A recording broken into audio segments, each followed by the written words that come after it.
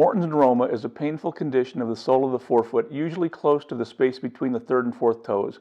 The feeling of a lump or foreign body in the shoe or within the foot often accompanies a neuroma. There are other similarly painful conditions of the forefoot, so a correct diagnosis of Morton's neuroma is important. Once properly diagnosed, Morton's neuroma can be effectively and permanently treated in most cases. We can go from this to this.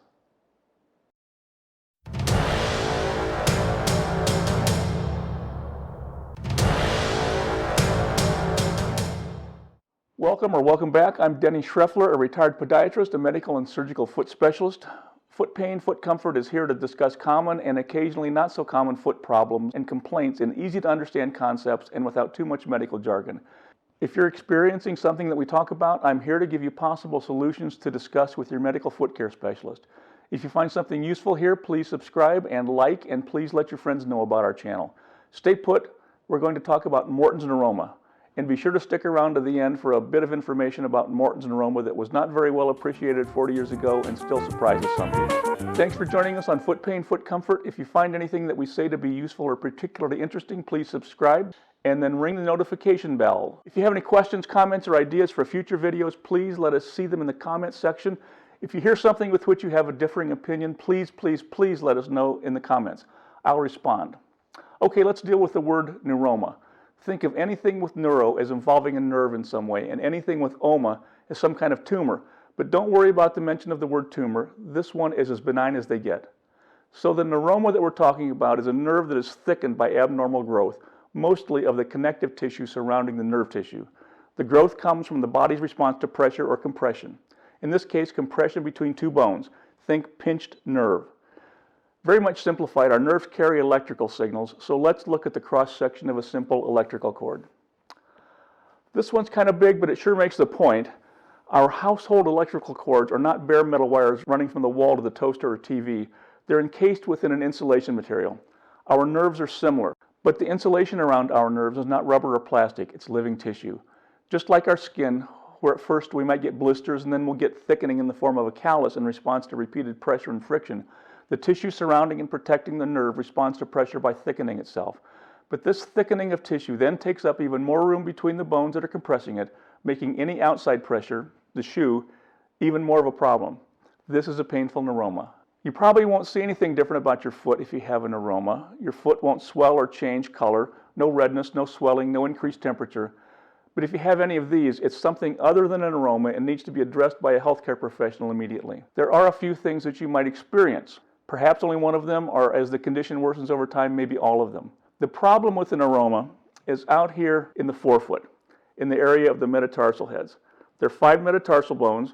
Their bases are toward the ankle. Their heads are toward the toes. A neuroma is most likely to occur in the third inner space, which is the area between the third and fourth metatarsal heads, and less frequently in the second inner space, and even less frequently in the first or fourth inner spaces. Let's talk about the 3 main symptoms of Morton's neuroma.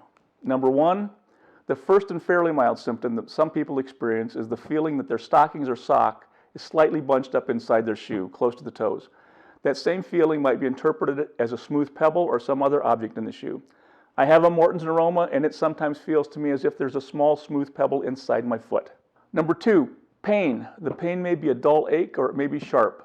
As the condition progresses, the pain might be felt as stabbing, burning, shooting, usually into the toes, but sometimes up the foot, tingling, even cramping or numbness. Anything that a sensory nerve can feel can be caused and felt as pain by a neuroma. If pain is to the point that you feel the need to stop walking and remove your shoe in order to massage the forefoot to relieve the pain, this action is strongly suggestive of neuroma. If you think that you have a Morton's neuroma and the pain impacts your quality of life, please seek out an experienced podiatrist or other medical foot specialist who can confirm the diagnosis. Number 3 is actually a sign, not a symptom. Mulder's sign can be induced by your physician. When gently but firmly squeezing the forefoot together from each side with one hand from above, the thumb of the other hand is used to press firmly on the bottom of the foot in the area of the suspected neuroma. If a click is felt by the patient or the physician, the sign almost certainly confirms a neuroma, and the click is often accompanied by a sharp pain. Notably, the incidence of Morton's neuroma occurs in women more than men. I've seen published ratios for this from 5 to 1 up to 18 to 1. More about this near the end of the video. There are more than a few things that can aggravate an existing neuroma or that may contribute to its formation, but there's one overriding cause for a neuroma: compression of the small nerve in the bottom of the foot, And there are two main factors, one internal and one external, that causes the compression and eventual damage. Misalignment and too much motion of the bones within the foot, and squeezing and other trauma from outside the foot. I mentioned that a couple of bones might be traumatizing the neuroma nerve. Those bones might be misaligned and unstable because of something that we run into a lot when discussing many problems of the foot and ankles, even problems in the legs, knees, hips, and back, pronation. Uncontrolled pronation, and we talk a lot about uncontrolled or abnormal or excessive pronation in our videos. Uncontrolled pronation of the foot can worsen or be the cause of a neuroma. This comes from the metatarsal bones rotating, which can bring their heads more closely together. During our gait cycle, beginning when the heel of the leg that's being extended makes contact with the ground to the time that the toes of that same foot push off to propel the body forward, the foot goes through a very complex combination of motions and functions, from providing stability at heel contact to becoming flexible in order to accommodate the shape of the walking surface, and then becoming stable again to effectively move the body forward. Abnormal pronation causes the foot to be misaligned and too flexible near the end of the gait cycle when the weight of the entire body is being supported and driven forward by the foot and toes. All that said about pronation, the most frequent cause of neuroma is shoes that are too narrow, squeezing the foot, or that elevate the heel and cause the toes to flex up relative to the rest of the foot. Worse yet, shoes that squeeze the forefoot and flex the toes up at the same time. Any particular kind of shoe come to mind? Other causes of neuromas are hobbies or occupations that require squatting or kneeling on one knee with the toes of that foot flexed for extended periods of time. Morton's neuroma is a significant complaint among golfers, especially power hitters. Right-handed players usually experience it in the left foot and vice versa for lefties. And think of all the other sports that require sudden starts, stops, and changes in directions, and all the athletes who rely on shoes that are actually a bit too tight in order that the foot and shoe move as a unit without any foot-to-shoe slippage. There are a few other conditions that might mimic a neuroma, or the other way around, that a neuroma might mimic. An intermetatarsal bursitis, which is the inflammation of the shock-absorbing fluid-filled sacner joint, can be painful on its own and can also impinge on the nerves in the forefoot, very much like a neuroma. An inflamed joint capsule connecting a metatarsal and a toe might also give the impression of a Morton's neuroma. Even though a neuroma might be well-formed and very symptomatic, it's still likely that conservative treatment, avoiding surgery, can provide relief by either lessening the size of the neuroma or lessening the external pressure. Get into supportive shoes that are wide enough through the ball of the foot and deep enough at the toes, with the heel low enough that the toes are not flexed upward. Fashion being what it is, this is usually easier for men than for women, so we have to be realistic to a degree. Ladies, if you can get out of your thin-soled flats and 4-inch heels 80% of the time, you might get away with wearing those cute shoes on occasion if you're willing to put up with the possible consequences. Just understand what you're doing and why. Now, if you've lived your life in high heels and have trouble making the adjustment to healthy shoes, try a platform high heel with a bit of what's called a rocker bottom. The sole of this type of shoe is very firm, so that's good, and the curve on the outsole doesn't add motion into the flexed position of the toes.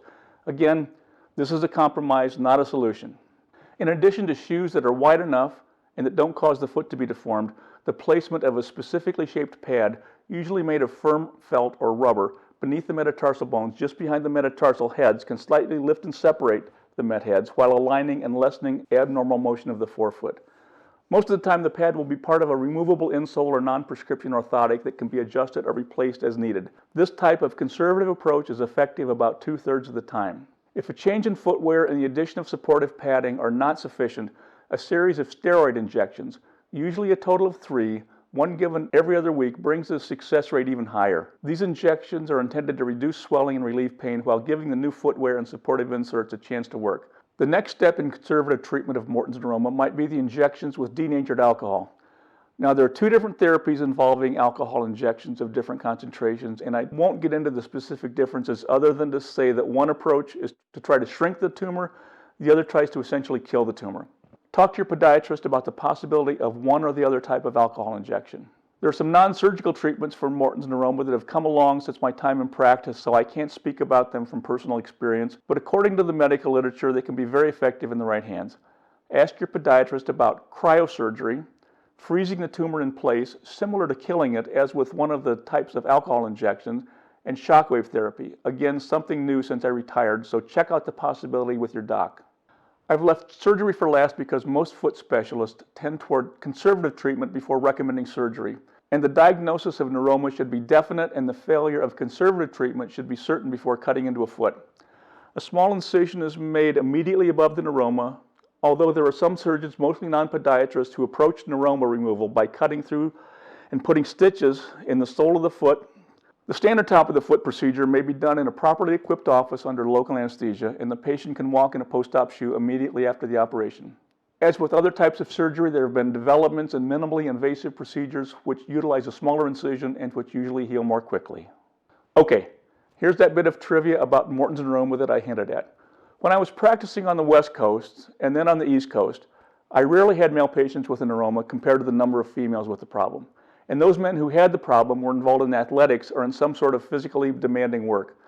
But when I was practicing in one of the mountain states out west, Morton's neuroma was about equally distributed, men and women, about 50-50. What's causing the big difference? One word: shoes. There were actually two shoe things happening at the same time, one lessening the rate in women and the other increasing the rate among men. Women in the Mountain West at that time, as a group, were far less likely to spend any significant amount of time in high heels or other types of tight-fitting shoes. That brought their absolute numbers down. But what about the men? Two words this time, and let me know in the comments if you've already figured it out. Cowboy boots. Not real working cowboy boots or rope and riding cowboy boots, but the dress kind of cowboy boots. Pointed toe, tight, sometimes very tight across the forefoot, more heel height than other types of shoes for men. That is a recipe for neuroma. So one big takeaway here for Morton's neuroma: shoes. Avoid shoes that cause problems, wear shoes that promote foot health. I'm Denny. This is Foot Pain, Foot Comfort. Subscribe, comment, click, ding, like as we address foot pain and foot comfort in our informational videos.